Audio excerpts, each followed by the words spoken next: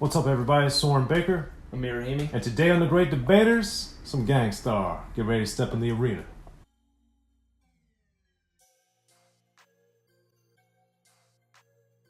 And we're back on The Great Debaters with Gangster Step in the Arena. Our top three picks on this magnificent album from Guru and DJ Premier. So this is their second album, Amir. Came out in 1990. In my opinion, a phenomenal piece of work. But for you, what were your first impressions when you first started hearing Step in the Arena? Man, I have to admit, and I mentioned this in other of our videos, Great Debater videos, this is actually one of those albums that I kind of ruined for myself a little bit because earlier on I used to listen to a lot of compilations like Greatest Hits, and obviously Gangstar, they had their well-received full clip, A Decade of Gangstar.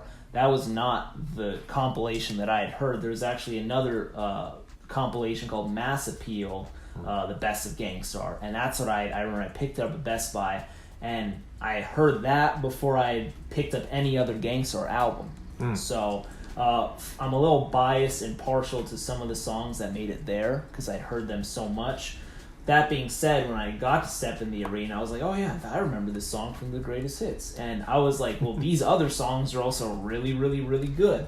So with that being said, that was my intro to a few of these songs. I honestly love the color scheme on the cover. I just have to say I love the yellow. I love how, they're on the stairs. You see like the train tracks in the back. It's just a very awesome cover. Guru and Premier, just awesome stuff. Getting into one of my tracks, I'm going to have to go and check the technique. I just love the sample that's used for one. I think Premier does an excellent job on the beat. I think Guru, the way he starts off the song is very interesting, where he says, you puny protozoa. That's just a very interesting, thing to say. And also on top of that, too, I remember when I was younger, and even still to this day, a lot of my friends didn't listen to hip-hop, or they listened to hip-hop that I don't like as much. It's not as up my alley. So this song, actually, one of my friends, he was on the football team at the time, and Guru starts off the second verse with, I'm rushing you like a defensive end. And that was kind of like an easy way for him to like the song. Then he was listening to other Gangstar songs. So to me, this song means something special because of that. And then he was like, oh, well, Guru's saying protozoa, and he's saying defensive end, and he's saying vernacular. And he probably thought like rap was very dumbed down lyrically. And here's Guru saying all these words that no one even says in daily conversation. So I thought that was interesting. Premiered as well on the beat. Guru as well with the rhymes. I love the sample. It's just a great song. This is also one of my picks. Check the Technique to me is phenomenal for all those reasons. The strings and the samples and all that I think worked extremely well, and it was one of those early examples to me of strings being used, orchestra sound, all these different things. But then of course we have scratching on it too, which I love, and is one of the hallmarks of what made Gangstar so powerful sonically to me. And then with Guru using this, not only his unorthodox monotone flow as he was known for, but then like with Protozoa, I liked how there was a lot of scientifical terminology and how he used that, and that's something that was a theme of this album, Step in the Arena, that I'm going to highlight on one of my other picks. But on Check the Technique, I liked it how he kept referencing some of these scientific things and kept things thematically, stylistically, and lyrically on the topic that he used, even if the topic didn't necessarily tie into the lyrics all the time. He kept it within what he was doing with the verses, which I think is remarkable. And I also like it because it's one of the longer songs, and because it's one of my favorite beats. I just love hearing it and hearing it for a longer period of time. Well, it's really, really, really like a special song. And one interesting thing too that I want to highlight before I forget is this is an 18-track album. You got 9 tracks, at least I'm holding up the tape. You got 9 on side A, 9 on side B, and the album is not even, you'd expect an 18-track album to be like closer to 70 minutes or so. This is just a little above 50 to 55 minutes in that range. So you get a lot of bang for your buck in terms of you get all these songs and it's still like kind of short, which is interesting. But moving on to actually the next song on the album, which is also my next pick, which would be Lovesick. I have just a ton of nostalgia for this song. I don't remember if I first heard it in middle school or high school, but back then I just remember I had certain love interests, and this song just really reminds me of like that time in like high school and just liking these girls back then. And it's just so funny like thinking back like when I hear this beat. And one great thing too about, I just love how Guru starts off the song where he says, "Strangely enough, I've been struck." I just think that's just a great opener. And this is also, to me, a little more of like an uncharacteristic beat. This is a beat that I wouldn't expect to hear from Gangster, but the chorus is very DJ Premier, just the way he does his thing on his choruses.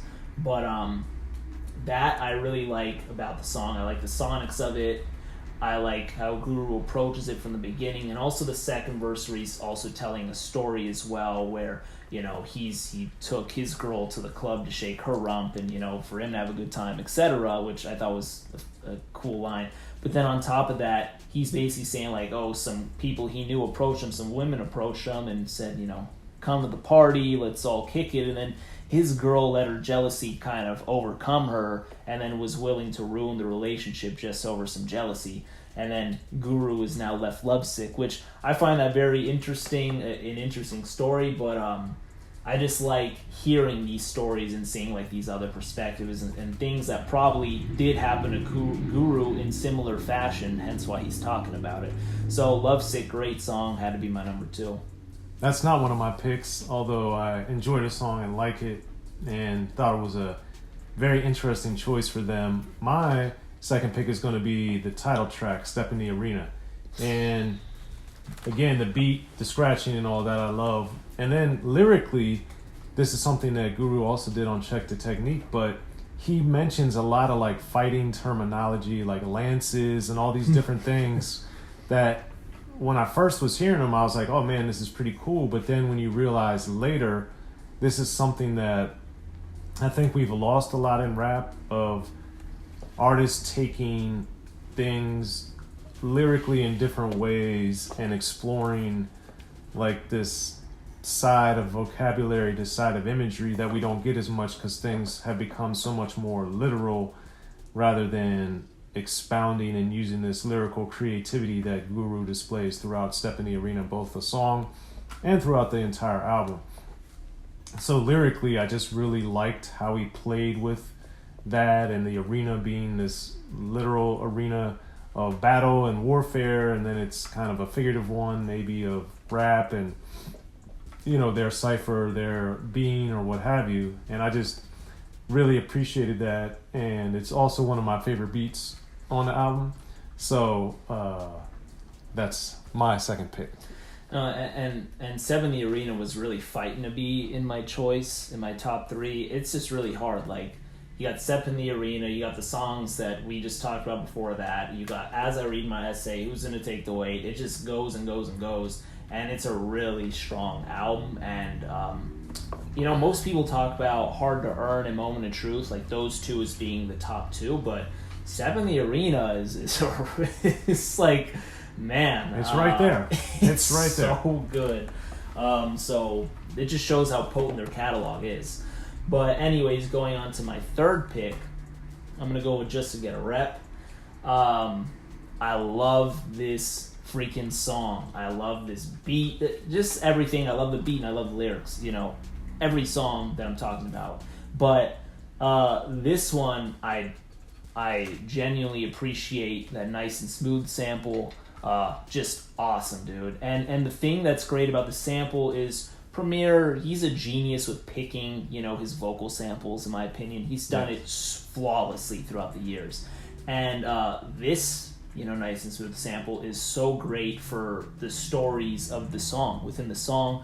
One thing that I will mention is on the pressing I have, it's just 2 verses, but then the last verse, I remember there's a third verse that you see in the music video version.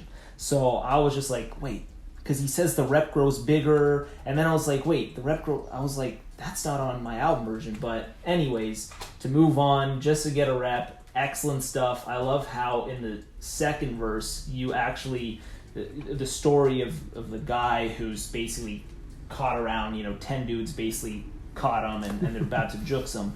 But then one guy, since the guy was kind of panicking and he didn't want to give his rings and his chain, there was this other guy who was, mugging him, who wanted, he was just he had the itchy trigger finger anyway. So as soon as the guy gave up the goods and he started running, the guy shot him anyways. And I think that's just a wild story, and an unfortunate story as well. So just to get a rep, man, just the beat, just Guru, just everything. It's just like, it's just a great Gangstar song. So I had to pick that one. So just to get a rep is not one of my picks, but it does highlight something to me that's very interesting. You had mentioned there being 18 tracks on the album and it being relatively short. This was one of the albums that I remember early on that had actual songs. So not like It Takes a Nation of Millions to Hold Us Back, where they're interludes, where maybe they say a couple things, or even Schoolie D had it on Am I Black Enough For You. The short songs are actual songs. Guru's on them. He's rapping. It might be one verse. It might be this or that. LL did it on Fast Peg, on Walking with a Panther. But it's unusual that an album has so many songs that are less than 3 minutes and several that are under 2 minutes. So Just to Get a Rep is another one of those that's so good but so short, clocking in at less than 3 minutes. So that to me was very striking about the album, and I think they did it so effectively it didn't bother me. It was more in retrospect like, man, that song was really short. But moving on to my third pick, Who's Gonna Take the Weight? Now they had a video for this, but the beat on here is just so crazy. I like these types of sounds sonically, just always appealed to me, a la what the Bomb Squad did so magnificently, of course.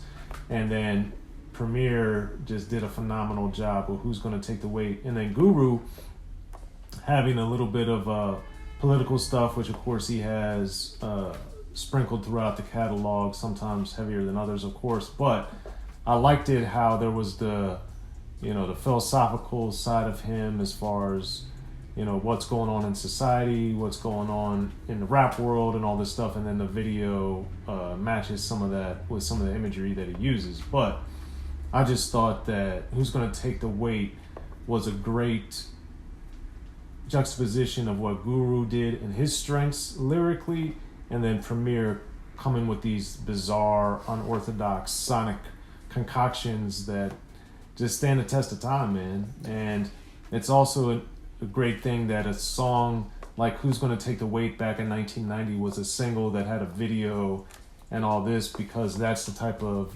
song I believe now, or even in the 2010s or 2000s, wouldn't have had a video, wouldn't have been promoted. It'd have been kind of looked at as a lesser song by a lot of people. But to me, clearly, since it's in my top 3, I thought it was an amazing song, still is, and I love it. So that's one that was also close to being in my top 3, and it's a really, and yeah, the singles were, some of them were interesting choices, like you just said, just a classic album. Yeah. So those are my 3 picks on Stephanie Reader. You got Amir's as well. So hit us up in the comments section. Be sure to like, subscribe, share our content, talk about it, be about it. Let everybody know about Unique Access and the Great Debaters. I'm Soren Baker. Amir Rahimi. Step in the arena, y'all.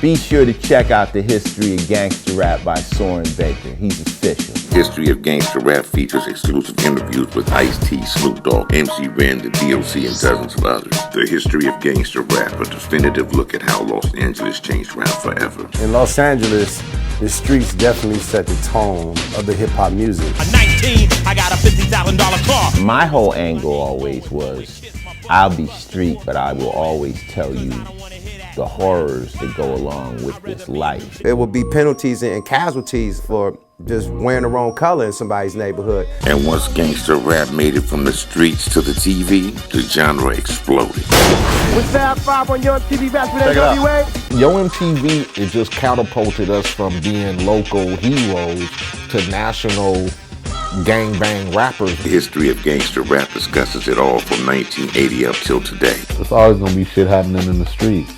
You know what I mean? So it's always gonna be something to talk about. The history of gangster rap in stores now.